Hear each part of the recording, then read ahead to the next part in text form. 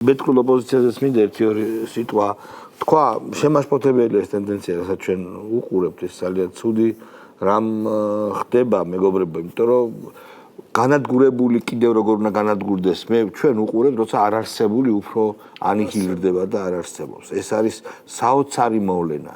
ეს არის რაღაც მე არ მახსოვს რაც ქართულ პოლიტიკას ვუყურებ, ესეთი სიგიჟე მე არსად არ მახსოვს. ესე იგი, ადამიანები, რომლებიც ქვიარების მცირე რიცხოვანი ლესბოსელების და LGBT ტიპების მცირე მარშებამდე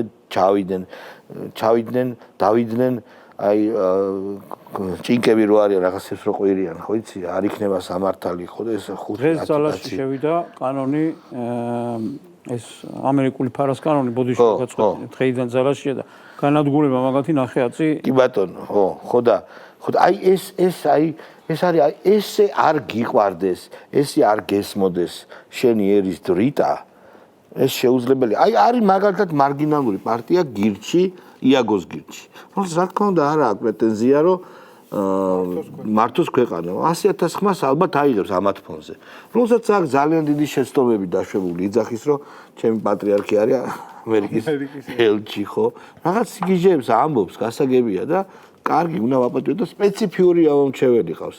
მაგრამ მას არ აქვს იმის პრეტენზია რომ ის იქნება გადამწყვეტი, ხო? თავის 100,000 ცოტა დევიანტ შეურაცხყოფას კი არ ვაყენებ, მაგრამ დევიანტ ცუდი სიტყვა. ჩემგან მილად რო თქვა და ფართო მასებისგან განსხვავებულ ადამიანების ხმებს წამოიღებს, ხო?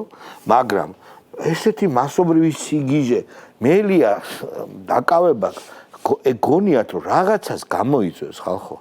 და არ ვის ეს ვიღაცა ჟურნალისტად ცოდავი, ეს გოგონა გაჯაია რო არის, ცოტა ხნის წინ ბიზინა ივანიშვილის დენდროპარკზე აკეთებდა აღთვალებულ სიუჟეტებს და ეხლა ებრძვის რუსულ ოლიგარქს. ხო და დარვის და პოლიციელებთან მიდის აი რა ჭინკასავი და გეშინია მელიასიო გეშინია ტაიბიდაბლი მიდის ეს ჩემთვის არის აბსოლუტურად მე ასეთი არაფერი არ მინახი არც ოპოზიციური მედია არც ოპოზიციონერი ანუ ადამიანები რეალურად ცხოვრობენ მათ გამოგონილ სამყაროში სადაც თბილისის პოლიციის უფროს ეშინია აი მისი არ იქნება სამართალი დუდუკით რო არის ტიპი იმისი ეშინია ხო ესე გონია მას ხო მელიასი ეშინია პრემიერ-მინისტრს და ეს არის აი მართლა ფსიქოლოგიური უკვე პრობლემა. ესე დაბლა მე არ მეგონა რომ დაეშვებოდეთ. ხო, რატომ მოხდა ეს ამბავი? შავა ისა არა, რაღაც გულის ტკივილით ვამბობ. მე-20 საუკუნის ერთ-ერთ ცნობილ აფორიზმების შექმნა სტანისლავ ეჟელეთს აქვს ძალიან კარგი ამონათქვამი რა. როდესაც ჩვენ გვეგონა რომ დავეშვით ეჟილეცის არის ხო, როდესაც გვეგონა რომ დავეშვით ფსკერზე, ქვემოდან დააკაკუნეს. ეს არის იდეალური აღწერა ქართული ოპოზიციის სიტუაციის. მეც მართლა ყოველთვის გონია რომ სადგადის ზღვარი სიგიჟე სიდებილეს შორის. ანუ რა არის ის ნაბიჯი რომის მე ვიტყვი რომ არა, აი მეტი არა, აი გავჩერდეთ და რაღაც არა. ეს შეიძლება იყოს დაუმთავრებელი პროცესი, იმიტომ რომ ანუ ახლა შევხედოთ რა რომ აი ძალიან დიდი ხანია.